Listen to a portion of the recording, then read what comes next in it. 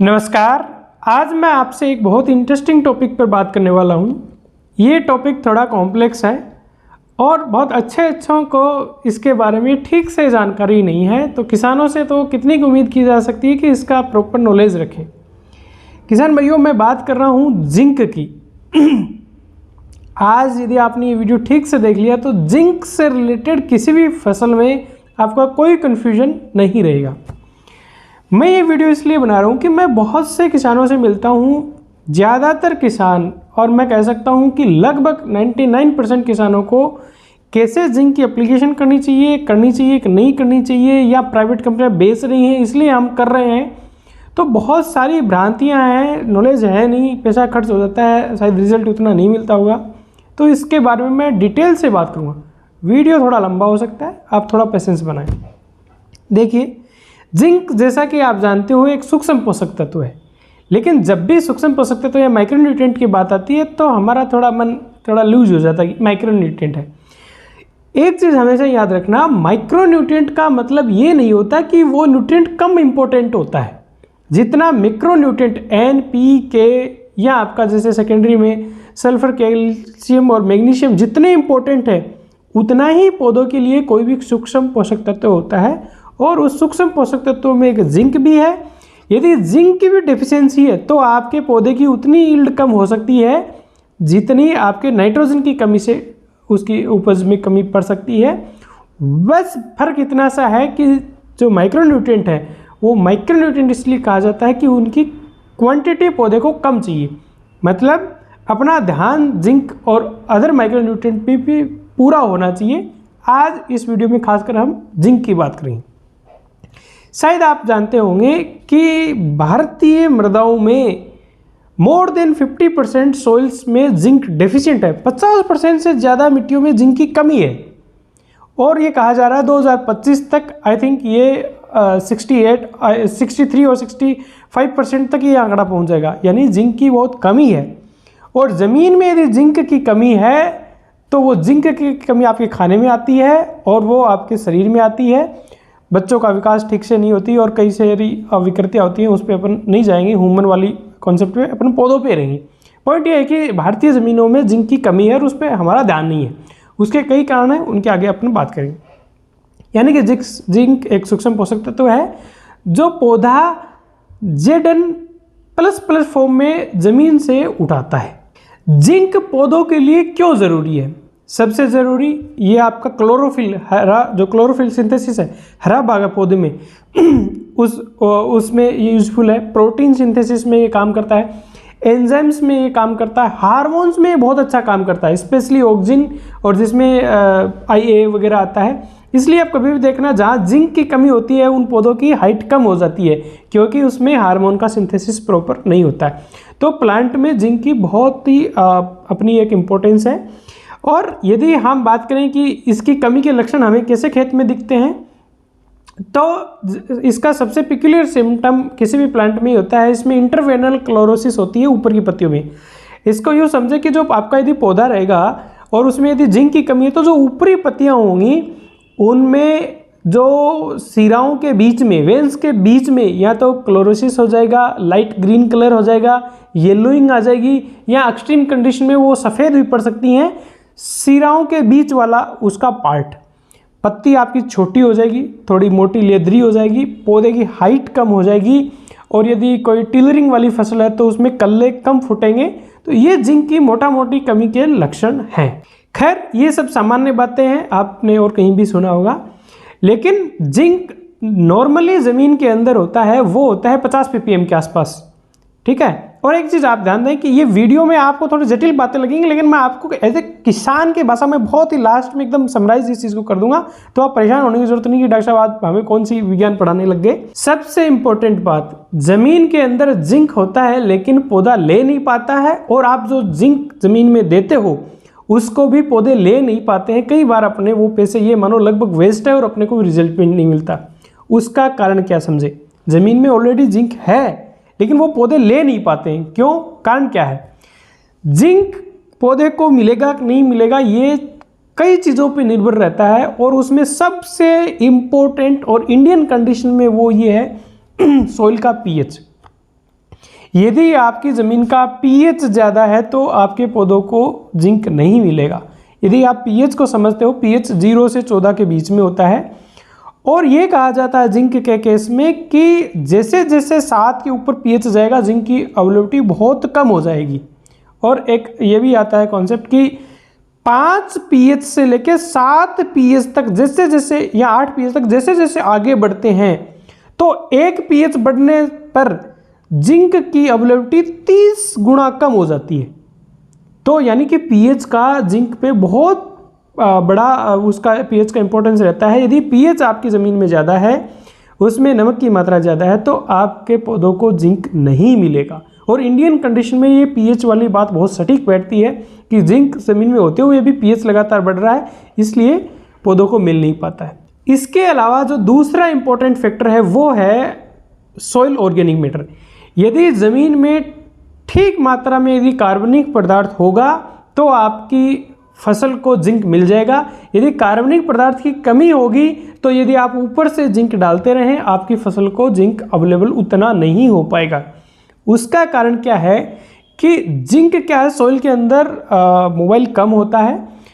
और यदि आपकी ज़मीन में कार्बनिक पदार्थ नहीं है, खाद नहीं है, तो आपकी मिट्टी की चिलेशन की प्रॉपर्टी नहीं होगी।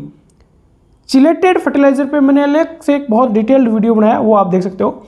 इसको थोड़ा शॉर्ट में यूँ समझे कि ज़मीन की एक चिलेशन प्रॉपर्टी होती है, यानी कि कोई उसमें क्या होता है, जैसे जिंक है, जिंक आपका ज़मीन में पड़ा है तो चिलेट्स जो होते हैं, चिलेट्स वो किससे बनते हैं? चिलेट्स ज़मीन के अंदर चिलेट्स बनते हैं कार्बनिक पदार्थ के सड़ने निकलने से। सूक्ष्म जीव बनाते हैं, पौधे की जड़ें बनाती हैं। तो जो चिलेट्स एक ऐसी चीज़ होती है जो पंजे की तरह किसी न्यूट्रिएंट को पकड़ लेती है। तो जैसे ये आपका जिंक है तो इसको उसने चिलेट ने पकड़ लिया और वो इधर उधर इस जिंक को भटकने नहीं देगा, ये पौधे को उपलब्ध करवाएगा। ये सॉइल की चिलेशन प्रॉपर्टी का काम है। और ये चिलेशन प्रॉपर्टी कब बेहतर होगी? जब आपकी ज़मीन में खाद होगी, कार्बनिक खाद होगी, तब वो हम कैसे भी ऐड करें, कार्बनिक खाद हमारी ऐड होनी चाहिए। कार्बनिक पदार्थ या कार्बनिक खाद ऐड होने का एक फ़ायदा तो ये है कि आपके उस कार्बनिक खाद से जिंक चला जाता है। और दूसरा फ़ायदा ये है कि कार्बनिक खाद डालने से ज़मीन की चिलेशन प्रॉपर्टी बढ़ जाती है ताकि वो पौधों को जिंक ज़्यादा उपलब्ध करवा पाए। इसके अलावा छोटे मोटे फैक्टर और होते हैं, जैसे टेम्परेचर का भी जिंक अवेलेबिलिटी पे फर्क पड़ता है, पर ये अपने कंट्रोल में नहीं है। यदि बहुत ठंडा टेम्परेचर है, कम टेम्परेचर ज़मीन का, तो आपके जिंक की उपलब्धता कम होगी, ये अपने हाथ में नहीं है। अब्जॉर्ब हो जाता है, वो अपने एज ए किसान हाथ में नहीं है। इसके अलावा दूसरे न्यूट्रिएंट के साथ इसका क्या असर होता है, तो इसमें अपन ज़्यादा कुछ ध्यान नहीं रख सकते। इसका फास्फोरस के साथ जिंक का नेगेटिव रिश्ता होता है। तो हम मोटा मोटी एज ए किसान ये रख सकते हैं ध्यान कि भाई हम जो फास्फोरस वाले फर्टिलाइजर हैं उनके साथ जिंक नहीं दें। और इसके अलावा अंदर की केमिस्ट्री हम नहीं समझेंगे, बस इतना सा आप ध्यान रखें कि हम कभी कभार हमारे खेत में माइकोराइजा डाल दें। वो फास्फोरस का भी ख्याल रखेगा और जिंक की उपलब्धता का भी पौधे को ख्याल रखेगा, तो इसलिए माइकोराइजा डाल दें। माइकोराइजा पे भी मैंने डिटेल वीडियो बनाया, वो आप देख सकते हो। तो कभी कभी हम हमारे खेत में माइकोराइजा डाल दें, वो हमारे हाथ में है। सबसे इंपॉर्टेंट बात, अब यदि ये कमी है, ज़मीन में नहीं है, 50% से ज़्यादा मिट्टी में कमी है, तो दे कैसे? जिंक देने के 2 सोर्स हो सकते हैं। पहला कार्बनिक सोर्स, ऑर्गेनिक सोर्स से दो। ऑर्गेनिक सोर्स में आप खाद दो, सबसे बेस्ट है। जो हमने छोड़ दिया, आप किसी भी वजह से छोड़ा, उसके बहुत वजह हैं, पर यदि ज़मीन में खाद देते हैं तो उस खाद के मात्रा साथ में भले ही थोड़ी मात्रा में जिंक जाए, लेकिन जिंक जाता है। और दूसरा, जो सॉइल के अंदर ऑलरेडी जिंक है, वो खाद की जो चिलेशन की प्रॉपर्टी है उसके मार्फत पौधे को ज़्यादा बेहतर तरीके से अवेलेबल करवा पाता है। तो एज ए किसान हम ये समझें कि कभी कभार हम कार्बनिक खादें खेत के अंदर डालें या हमारी ज़मीन का कार्बनिक पदार्थ हम बढ़ाएं। यदि ज़मीन में कार्बनिक पदार्थ नहीं होगा तो ऊपर से आप जिंक डालते रहें, वो प्लांट को अवेलेबल नहीं होगा। इसके अलावा दूसरा जो तरीका हो सकता है जिंक देने का, वो है आपका इनऑर्गेनिक, यानी आप फर्टिलाइजर से दें। फर्टिलाइजर भी 2-3 टाइप के हैं। एक जो सामान्यतः अभी तक यूज किया जाता था वो आपका जैसे जिंक सल्फेट आता है। ये पहले हेप्टा में आता था, यानी कि 21% में आता था, जिसकी 25 किलो प्रति हेक्टर रिकमेंडेशन हुआ करती थी। आजकल जिंक सल्फेट मोनोहाइड्रेटेड आता है, यानी कि ये 33% में जिंक आता है। इसकी 15 किलो प्रति हेक्टेयर इसकी रिकमेंडेशन है। तो ये आप कभी कभार आपके खेत में यदि डेफिशिएंसी है तो एटलीस्ट 2-3 साल में एक बार तो डाल ही दें, और डेफिशिएंसी है और आपकी सोइल की रिक्वायरमेंट है तो आप हर साल भी इसको रिपीट कर सकते हो। और सबसे इम्पोर्टेंट, आजकल जो चिलेटेड फर्टिलाइजर चल रहे हैं वो चिलेटेड फर्टिलाइजर भी आप यूज कर सकते हो। चिलेटेड फर्टिलाइजर क्या होते हैं, मैं कह रहा हूं कि चिलेट्स का मतलब होता है पंजे लाइक स्ट्रक्चर। आपका यदि जिंक है, मैं किसी एग्जांपल से समझाता हूं, जैसे आपका ये जिंक है और ये कोई चिलेट है, चिलेटिंग एजेंट है, तो ये इसको पकड़ के रखेगा और जब आपके पौधे को वो जिंक लेगा तब उसको दे देगा। इस जिंक को और किसी के ऊपर एब्जॉर्ब नहीं होने देगा, इसको प्रेसिपिटेट नहीं होने देगा, आपके प्लांट को अवेलेबल कराएगा। और एक और थोड़ी सी टेक्निकल चीज़ है यदि आप समझना चाहें, जैसे ये आपका पौधा है, इस पौधे को जो जिंक, यहाँ आपका जिंक पड़ा है, तो जिंक सोइल के अंदर डिफ्यूजन प्रोसेस से मिलता है, यानी कि पौधे की जड़ के पास में जिंक की सांद्रता यदि कम है, कंसेंट्रेशन कम है, तो और यहाँ ज़्यादा सांद्रता है तो ये जिंक इसके पास यहाँ चला जाएगा। ये एक इसका तरीका होता है। लेकिन यदि आपके जिंक चिलेटेड जिंक है या आपकी ज़मीन में खूब कार्बनिक पदार्थ है और आप नॉर्मल जिंक डालते हो, जिंक सल्फेट डालते हो, चाहे 21% 33% वाला डालते हो, और कार्बनिक पदार्थ ठीक है, तो वो चिलेशन जो ज़मीन में चिलेट्स पड़े हैं उनसे वो चिलेटेड जिंक हो गया।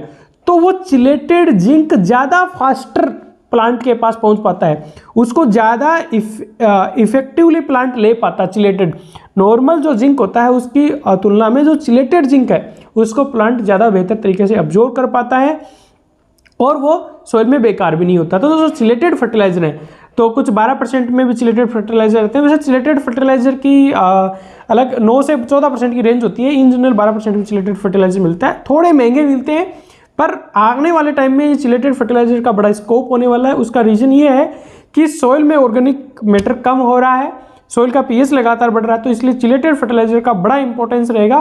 तो आप बेहतर ये होगा कि आप सोइल में ऑर्गेनिक मैटर बढ़ाने के ऊपर अपना काम करें।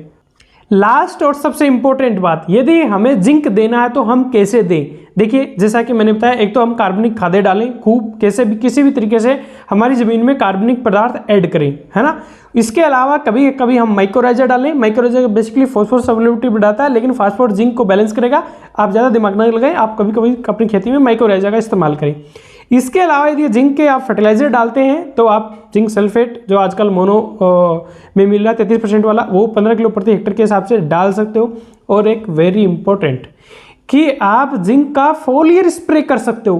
पुराने टाइम में हम पढ़ते थे तब ज़्यादातर जिंक का फोलियर स्प्रे रिकमेंड किया जाता था, यानी फूल आने से पहले या जब आपकी फली बन गई है उस टाइम में जिंक का 0.5% का 1% तक भी जिंक का फोलियर स्प्रे कर सकते हो, ये रिकमेंड किया जाता था। और इसका आगे भी इंपॉर्टेंस रहेगा क्योंकि आगे ज़मीनों में कार्बनिक पदार्थ कम होगा, हम इतना ऐड करेंगे नहीं। और यदि बहुत कम कार्बनिक पदार्थ है, पीएच ज़्यादा है, तो वो आप ज़मीन में यदि चिलेटेड नहीं जिंक दिया है तो वो तो प्लांट को अवेलेबल ही नहीं हो पाएगा। तो यहाँ तो आप ज़मीन में चिलेटेड जिंक देंगे, वो महंगा पड़ेगा। तो आप जिंक, चूँकि ये एक सूक्ष्म पोषक तत्व है, इसका आप फोलियर स्प्रे भी कर सकते हो। यदि प्लांट में डेफिशिएंसी तो फोलियर स्प्रे भी कर सकते हो। तो उस केस में यदि फोलियर स्प्रे, और फोलियर स्प्रे में तो बेहतर होगा कि कम क्वांटिटी में चाहिए तो आप चिलेटेड ही इस्तेमाल करें, उसके भी अपने फायदे हैं। क्यूटिकल या विक्स को हटा देता है, बेहतर प्लांट का सिस्टम चिलेटेड जिंक को अब्जॉर्ब कर पाता है।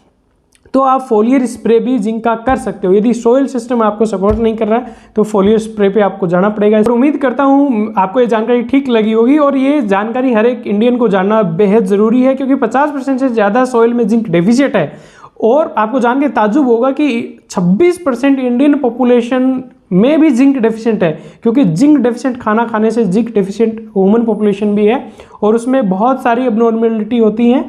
और यदि वास्तव में ये आपको जानकारी अच्छी लगी तो आप इस चैनल को सब्सक्राइब कर सकते हो और इस वीडियो को शेयर करें प्लीज़। नमस्कार, जय हिंद।